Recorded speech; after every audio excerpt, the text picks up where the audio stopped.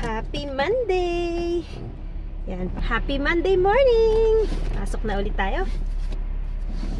Let's get back to work na. Samahan nyo ko ulit pagpasok. Yan, sana hindi kayo magsawa. Sana hindi kayo magsawa pag-watch. pag-watch and support sa akin. Thank you very much. Yan.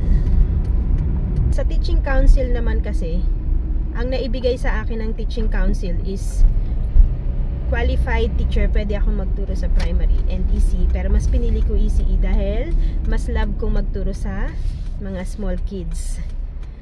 Pero kahit mas mataas yung sweldo sa primary, hindi naman na ako after sa kung saan mas mataas ang sweldo, diba? Kung saan tayo masaya.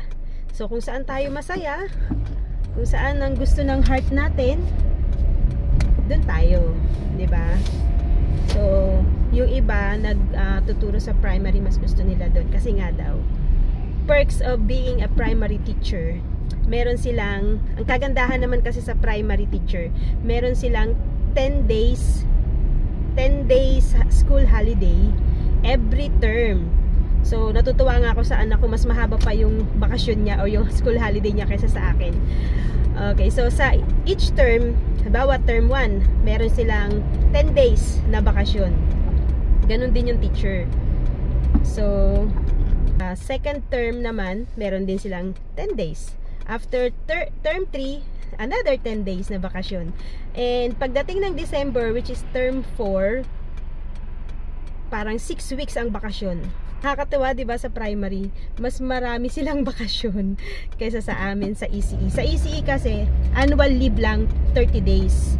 Yan, annual leave lang kami, which is equivalent to 30 days. Bayad kami ng 1 month salary kahit magbakasyon kami kahit saan. So, halimbawa, kung uwi kang Pilipinas, yun, magamit mo yung annual leave mo. Pero minsan, ayun, may sakit, sick leave, ganyan. Pag naubos na yung sick leave, saka naman, pag naubos na yung sick leave, saka nagagamit yung annual leave, ganun.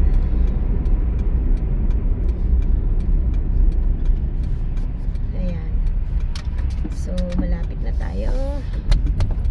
Yun ang mga advantage sa primary. Mas malaki ang sweldo, maraming school holidays compared sa ECE.